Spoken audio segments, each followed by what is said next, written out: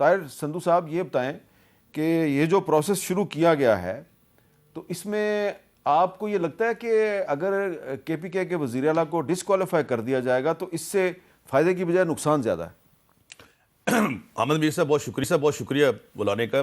As a سیاسی کارکن میں ذاتی طور پہ سمجھتا ہوں کہ گورنر آج جو ہے اگر کوئی اس قسم کا حالات ہو جائیں کہ بالکل صوبہ جو ہے کولیپس کر جائے تو then you have the only one option.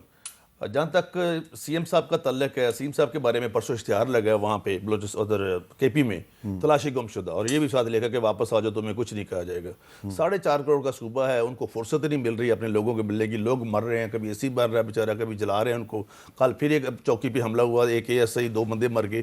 کوئی ٹائم ہی نہیں ہے ان کے پاس. انہوں نے کہا جی میں عشق عمران میں مارا جاؤں گا. میں تو ڈر ہے کہ کوئی سوئسائڈ نہ کر. آج تو وہ جو این ایف سی ایوارڈ کی جو میٹنگ تھی اس میں شریک ہوئے ہیں، شریک بھی ہوئے ہیں، اور میں ان کے رول کو اپریشیٹ بھی کرتا ہوں. His role was very positive. اور انہوں نے اپنے 11 اضلاع کی بات کی جو ضم ہوئے ہیں، اس کے بارے میں کہا کہ ان کے فنڈز نہیں ملے تو ان سے وعدہ کیا گیا کہ سب کمیٹی بنا کے اس کے فنڈز دیے جائیں گے.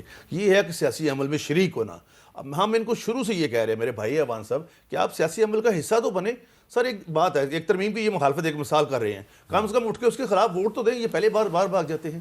کل ایک عام بے ضرر سا قانون آیا، ہمارا بڑا درینہ مطالبہ تھا 1996 پیج اس کا ہے 699 جسٹس تصدق جیلانی صاحب کی ججمنٹ تھی کہ منارٹیز کے لیے کمیشن بنایا جائے. اس کی بھی مخالفت کر دی. سر دیر از نو اینی تھنگ اگینسٹ اسلام اور نبی کریم صلی اللہ علیہ وسلم. کوئی ایسی بات ہی نہیں ہے. صرف یہ ہے کہ اگر ان کے کوئی گریوینسز ہوتے ہیں تو یہ گورنمنٹ کو رپورٹ بھیجیں گے کہ یہ مسئلہ بنا ہے اس کے بارے میں. اس کی بھی انہوں نے اپوز کر دیا. کل کو کس منہ سے یہ مائنورٹی سے ووٹ لینے جائے گے؟ جوائنٹ الیکشنز ہے تو کس حوالے سے یہ ووٹ لینے جائے؟ اچھا شفقت عباس وان صاحب، یہ جو آج پریس کانفرنس کیا ہے اعظم نذیر تارڑ صاحب نے اور عطاءاللہ تارڑ صاحب نے، اس میں انہوں نے آج کچھ قوانین کا حوالہ دیا ہے. آپ کیونکہ وکیل ہیں اس لیے میں آپ سے سوال کر رہا ہوں. ایک تو Pakistan prison rules, the prison act 1894 and the prisoners act 1900.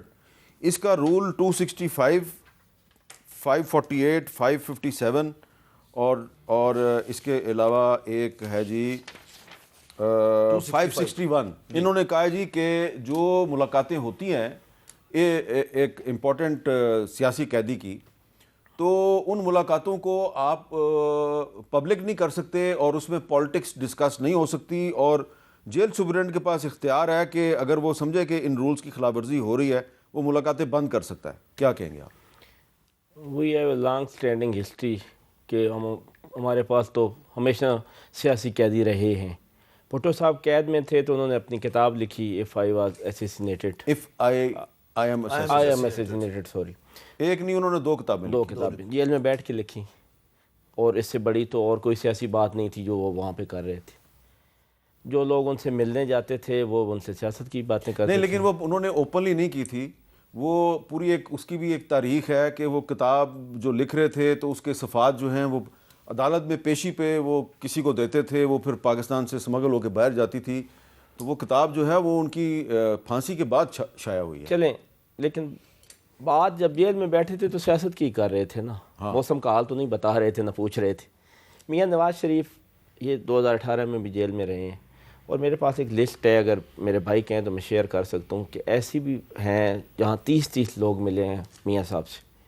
اس میں صحافی بھی تھے، اس میں سیاستدان بھی تھے، اور اس میں ان کے دیگر رفقائے کار بھی تھے، اور انہوں نے بیٹھ کے وہاں پہ پولیٹکس ہی ڈسکس. لیکن ایک چیز بڑی کامن ہے جی کہ اس وقت آپ کی حکومت تھی، مجھے اس وقت بھی ملاقات نہیں کرنے دی جاتی تھی، مجھے آج بھی ملاقات نہیں کرنے دی جاتی. دیکھیں آپ کا کیس تو بالکل ڈیفرنٹ ہے.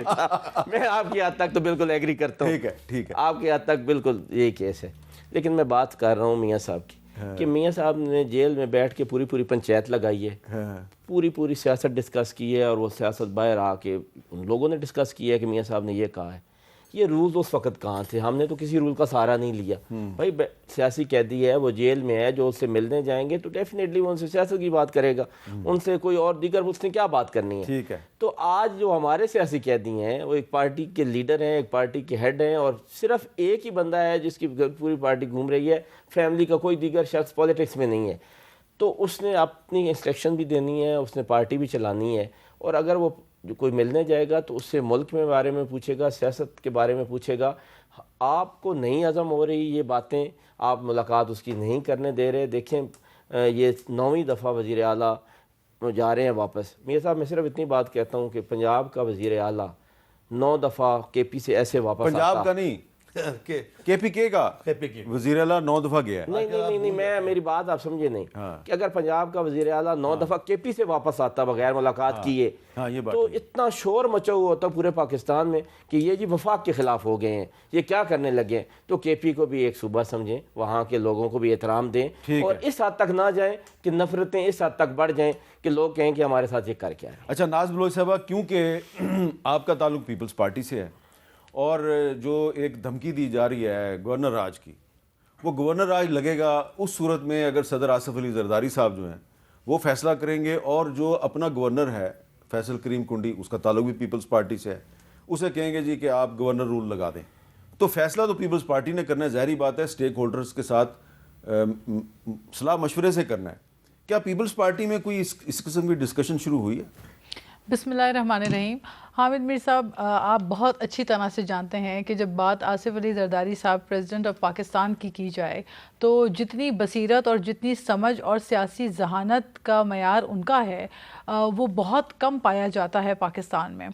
اور آپ نے ہمیشہ دیکھا ہوگا کہ جب بھی آئین کی بالادستی اور حقوق کے صوبوں کے حقوق کی بات ہو تو اس میں پاکستان پیپلز پارٹی کا اکراس دا بورڈ سٹینس جو ہے بہت واضح رہا ہے.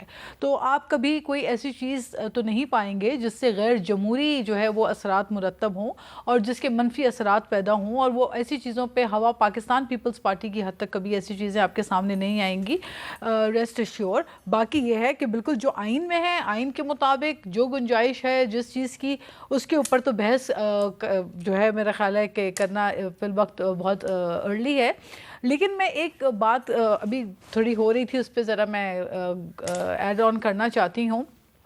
یہاں بات ہو رہی ہے بانی PTI کی, تو دیکھیں حامد میر صاحب, مسئلہ ان کا یہ ہے کہ ان کو تو اپنے ہی لوگوں پہ اعتبار نہیں ہے, وہ اپنوں کو ہی غدار کہہ رہے ہیں. ان کی جو وہ تو کہہ رہے ہیں, ان کے پورے جو ٹویٹ آئی ہے جو امریکہ سے ایکس پہ امریکہ سے بیٹھ کر ان کے بیانات جو ہے وہ جاری کیے جاتے ہیں, وہ جو NDU میں گئے تھے. جی اب دیکھیں نا, وہ دیکھیں اب اپنے ہی لوگوں پہ آپ سوالیہ نشان اٹھا رہے ہیں بے اعتباری کا اور غداری کا.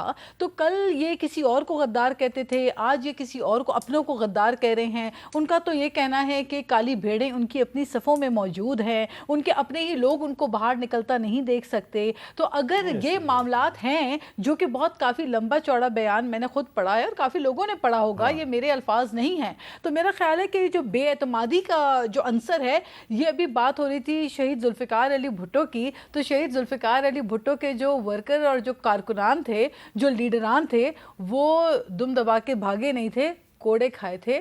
اور سولیٹری کنفائنمنٹ وہ تھی جو شہید محترمہ بینظیر بھٹو نے برداشت کی. تو جب ڈیڈیکیشن اور کمٹمنٹ کی بات ہوتی ہے تو آپ کو اپنے عہدیداروں پہ اور پارلیمنٹ میں بیٹھے ہوئے لوگوں پہ آپ کو بھروسہ نہیں ہے. NDU کرنے پہ آپ سوالات اٹھا رہے ہیں, NDU ہم نے بھی کیا ہے. NDU جب آپ کرنے جاتے ہیں تو وہاں پہ آپ موجود, آپ بھی تھے میرے خیال ہے, جس سال میں نے NDU کیا تھا اس میں کویسچن آنسرز ہوتے ہیں, سوال جواب ہوتے ہیں, ایک فورم ہوتا ہے, ایک لرننگ ایٹماسفیئر ہوتا ہے. مجھے صرف سوال جواب کرنے کے لیے بلایا تھا, کورس کرنے کے لیے نہیں بلایا. نہیں, لیکن اس میں سوال جواب ہوتے ہیں, اور میرا خیال ہے کہ ایک لرننگ ہوتی ہے, ایک گرومنگ ہوتی ہے, اس کے اندر سویلینس آ کے بہت کچھ سمجھاتے ہیں اور اپنا تجربہ بتاتے ہیں, شیئر کرتے ہیں. تو آئی تھنک اس کے اوپر اتنی نفرت انگیز, اور وہی 9 مئی والا جو بیانیہ ہے, جو نیریٹو ہے, وہ خوفناک نیریٹو کے آپ اثرات ابھی آپ ایکس پہ ان کا بیان کھول لیں, شروعات اور ابتدا ہی اسی چیز سے ہوگی. تو میرا خیال ہے کہ ملک اس چیز کا متحمل نہیں ہے. اگر یہ جو نفرت انگیزی اور جو شرانگیزی کی تصادم کی سیاست ہے, اگر اس بیانیہ کو پیچھے کریں اور آگے بڑھ کے ایک سٹیپ بات کریں, تو میرا خیال ہے گنجائش بہت ہے بات کرنے کی. اور بہت جو آپ نے بات کی کہ اپنے لوگوں پہ اعتماد نہیں ہے,